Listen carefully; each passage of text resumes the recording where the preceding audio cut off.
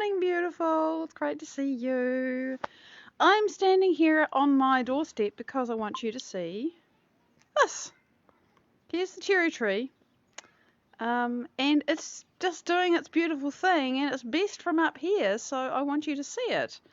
And look at the lawn. The lawn is an important part of this picture because it gets covered in all these beautiful coloured leaves. And yeah, it's winter officially. There's the magnolia tree also changing, and the other magnolia tree which doesn't change. Good morning, Andrew. And so this is the front garden doing its winter thing, and there's the huge pile of belladonna, and well, you can see it all, but you know, let's not forget the cherry tree. That's the reason I'm standing up here, is so you can see the colours. And I'll show you the sky in a minute because the sky is beautiful, but there's the garden. And there's the neighbours and the big tree fern.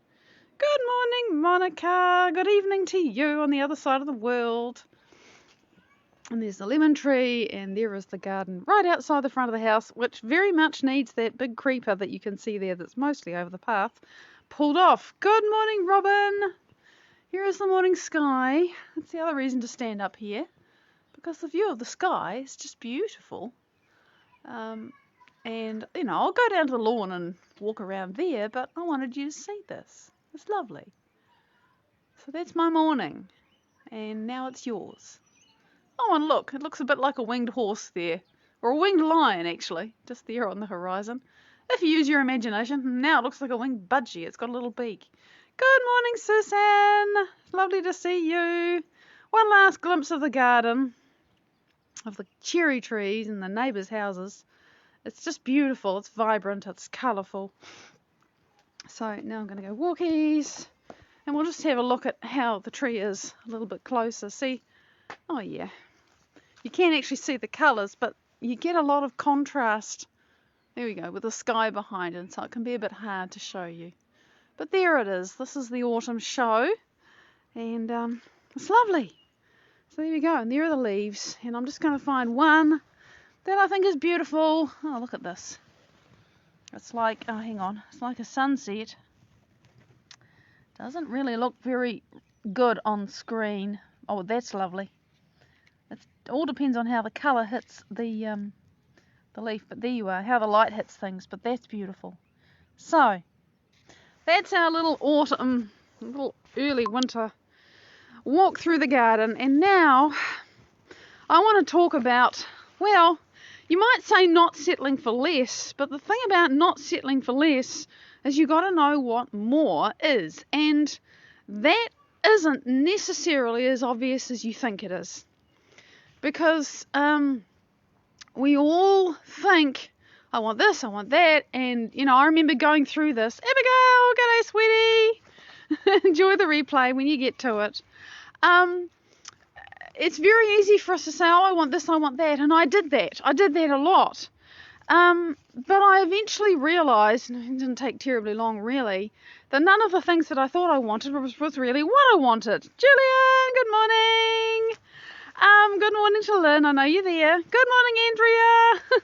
And welcome to my Tuesday. I had such a lovely day off yesterday. That was a very good choice that I made for myself. Something that I decided I wanted, you know. But to actually trowel through all the programmed expectations about what do I want in life, what do I want for myself right now, in itself is quite challenging, because there's so much that's competing for our attention, and so much that says, oh, do this and you'll feel good, or do that and it'll sort it, or, you know, get better and then you'll feel this way, have a lover and then you'll feel connected and complete. All those things. We have this idea that there's get A and then B happens. And a lot of that simply isn't true. It's just programs, it's just expectations, it's just what everybody else is doing. And it can take quite a lot of effort, work, attention, all of that stuff to actually love yourself enough to move through that. G'day, Mike. G'day, Jen. Gorgeous to see you. So that is for me quite a challenging thing. Not so much now, but when I wasn't really connected to myself, because remember we talked about that last week. You know, the way to get connected to your wisdom, the way to get connected to anything, is to make your brain coherent and make your heart coherent. That's it. That's what does it. There is no other way to do it. And it was a revelation to me when I realised that every single modality that is out there, doesn't matter what it is, fundamentally the reason why people feel better if it's doing something useful is because they achieve a greater state of coherence at the end than when they start. It's all about coherence. That's why a massage can make you feel better, because it helps you relax and slow your brain down. And if you slow your brain down enough, it's going to become more coherent. You know, I mean, I could spend 20 minutes talking about that. Trust me, I understood it. So much is about heart and brain coherence, and when we are in that state, we feel good. And, you know, so we think, oh, I need the house, I need the lover, I need the job, I need whatever it is to feel good, but actually that's what we need to feel good. So if you know that that's actually what's going to make you feel good, then that completely pulls the rug out from all your ideas about what you want to do in life. Because suddenly all the stuff that you want to do in life, which you thought you needed to feel good, you at least know intellectually isn't going to do it for you. You're going to feel good when you get coherent, period. And so if getting coherent is the thing that you need to do to feel good, then what do you actually want to do once you feel good? It's quite a different question to ask. And you really have to love yourself enough to say, oh God, I've got to unplug from the idea that this or that or the other thing, person, situation, whatever, is going to give me the feeling that I want. I've got to keep unplugging from that. Oh my God, it's so insidious and so easy and so habitual to feel and be that way. Yeah, I'm really good at this. It's normal. And to unplug from that and think, okay, it's up to me. I can make myself feel good or not. And, you know, and I say that like it's a 1 minute or 5 minute decision. No, I've had to work very hard to get good at making myself feel good. And I don't necessarily sustain that feeling through the day. I just have tools that allow me to at least get into a really coherent state in the morning and spend some time there so my body, when I'm coherent and calm and out of the way, can do its job to fix things. And information can get through to me because I'm not racing around like a blue-ended fly or a headless chicken trying to fix stuff and control things and make it happen and force it and chase it and everything else that we do when we're in stress. I'm not doing that for at least that time. And information can find me. It happened on whatever it was, Saturday, Sunday. I was deep in a pineal gland meditation. You know, I had my attention inside my head. I was doing stuff. I was creating. I was following instructions, just elevating the energy in there to activate that thing so that more information can get to me. And completely out of the void, this thought, well, it really wasn't a thought. It wasn't me thinking. It was like an information packet just fell into my awareness, and it was an answer to a question that I'd had a few days before, and I just thought, there's the answer. I was not thinking about it. I was doing something else entirely. It just came in. It wasn't random. It was a little gift, and it was there because I was out of the way and could get to me. So I know that this works, and I know that everything is available to me if I can get into that state. So then, if I've gotten better at getting into that state and even practicing that and sustaining that and finding ways of being it more each day, and I am doing that because I'm getting better at it, then what actually do I want to do? Because all the things I thought I wanted to do and have and be to feel that way, turns out don't do that for me. It's a completely different question. It's an utterly different question when how you feel is not dependent on anything that you have or what you're going to do or who you're with. It's a real strange question suddenly because, and I really have experienced this. I'm too warm because I'm kind of in between selves at the moment. There is an old self that is dying. And I mean genetically, neurologically, biochemically, emotionally, in every way. there's a me that's dying because there's a new me that is being born. And I've been talking about this for a while, so this is not a fast thing for me, but it's happening, and I'm changing. And it completely pulls the rug out from all the things that you think you want, because you realise they're not going to give you what you want anyway. So I've been in the space, particularly this weekend actually, when I went to the beach and did my walking meditation, of thinking, I really don't know what I want. I was in a real void at the time. I really was. It was like, oh God, I just don't know. And all I knew at the time was I was going to practice feeling something. Actually, I don't remember what my intention was. I just felt completely like I don't know. And I ended up connecting with a feeling of freedom, which was really new and unusual for me. It was just what happened to appear in the space that I made. And I've been practicing that all week because it was really new and strange and quite lovely and what my body needed to receive. But I remember at the time thinking about all the things that I have so passionately desired to be and do, and wondering if any of them were going to continue to be what I desire to be and do and have. And, all of that was really interesting, just looking at it all quite dispassionately and thinking, well, I don't know. And looking at my life and thinking, do I want to change it entirely? Do I want to move somewhere else? Do I still see all of these things that are kind of assumed and normal in my life still in my life in my future? And it was like, yeah, well, I think so. But it was a complete disconnection from everything I've identified with and who I am and, what's normal for me. My old self is dying. And I'm grateful to that old self, and I'm very grateful that that old self is dying. She got me here, but she won't get me to the future that I desire. So to tune into what it is that I want to do and be and have now that my state of being is less and less dependent upon those things, is a really curious question. And it would be so much easier to default back to the things that everybody says and the things that I have said to myself for so long about what's going to make me happy. But I love this new me, and I love the future that I know is waiting for me too much to just do that. It might be easy, but it's limiting. And I realised, that was what I ended up doing. I realised on the beach that all I can really tune into right now, because I'm in the void between the old self and the new self, and I know that, all I can really tune into is how it feels. I don't know what shape it's going to take. I haven't a clue. I really haven't a clue. I have some intellectual ideas, but because I'm no longer, I don't know. I just don't know.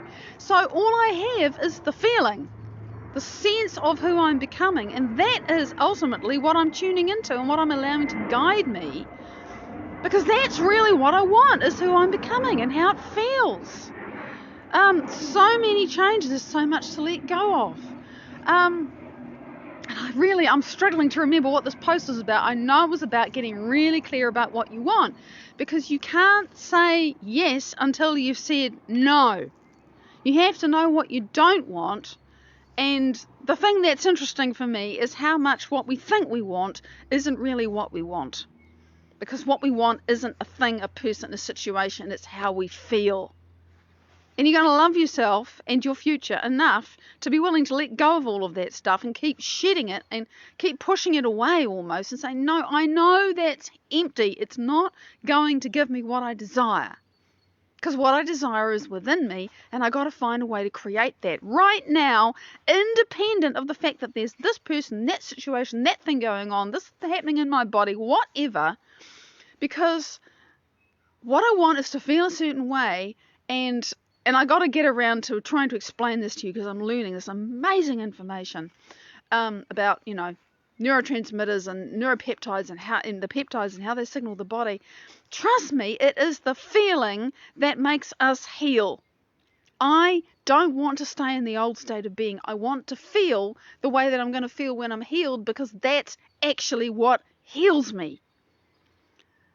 And you will remember I talked last week about the intense flip-flopping between the old state of being and the new state of being, because I became so incredibly aware. of the old state of being and how damaging it was to my body, and how many times I had to choose. And it was just, and I recognised it again over the weekend, again on the beach. Because I found a state of freedom and freedom and fearlessness on the beach that I hadn't experienced before. See, this keeps happening, right? I keep meeting my new self, keep meeting my future self and embodying it. And then I came back home and I noticed myself using my body differently. I noticed myself, it's a very subtle shift in my stance, but it's a shift between being free and empowered and feeling safe and strong and, open to life and possibility, and being closed and afraid and shut down and not trusting. It's a very subtle shift in my body, but it's profound. It completely changes the message. And I spent a good portion of Saturday going, oh God, I'm doing it again. I'm doing it again. I'm doing it again. Hi, Sandy. So when I say it was intense, it was. Oh my God. Such a process of not going back to who I've been. Marita, good morning, beautiful being.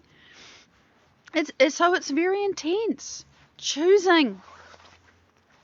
We always have what we desire inside ourselves, but the challenge is to embody it, to bring it out, to make it exist in 3 dimension. The potentials are totally there. We absolutely have the ability to do this. And we can celebrate the potentials, but then I've got to open my eyes and live it and be it and breathe it and taste it. And that is really what I want to do. And how that works out in 3 dimensions, how I serve, because that's really the only thing that I know that genuinely gives me purpose and joy in life, is to create transformation, to help others transform themselves. That's it. There's nothing else that lights me up. There's nothing else I'm here to do.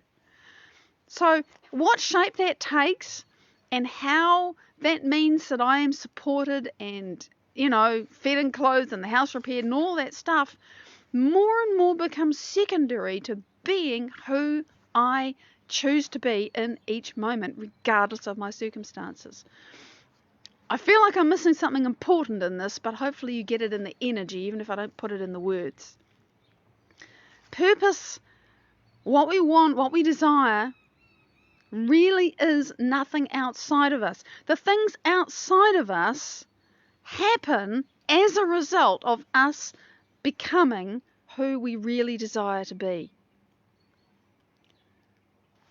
And we have it all inside out. We really do. And it's normal because 3 dimensions, cause and effect. You think, oh, I look at the cherry tree and it's pretty.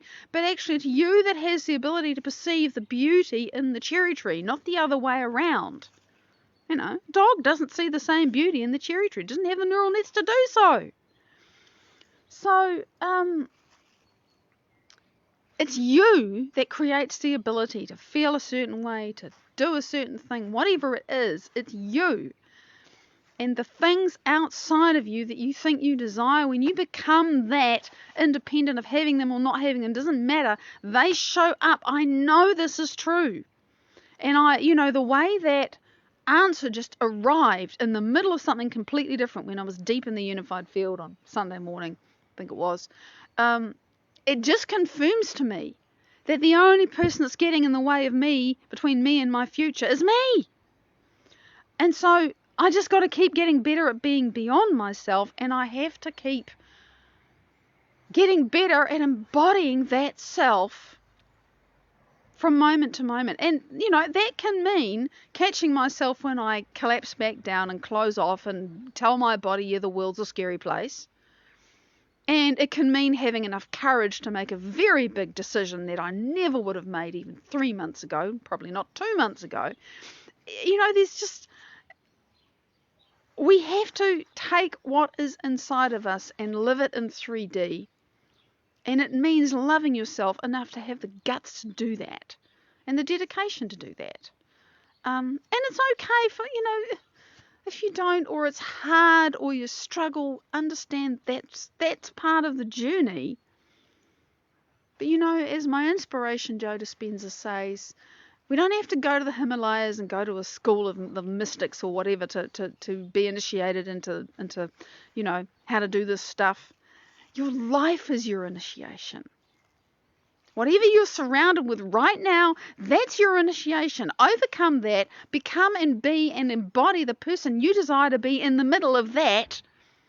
And what you desire is going to find you. You don't have to do anything else. It is enough to overcome yourself and live that from moment to moment and realize that the opportunities and the crazy things that you don't expect are going to find you when you're least looking for them, exactly as it did me.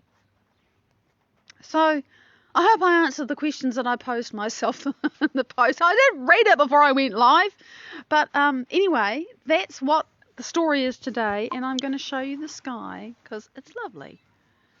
And I'm grateful that I have the pattern recognition in my brain to appreciate this as beautiful, just as you do.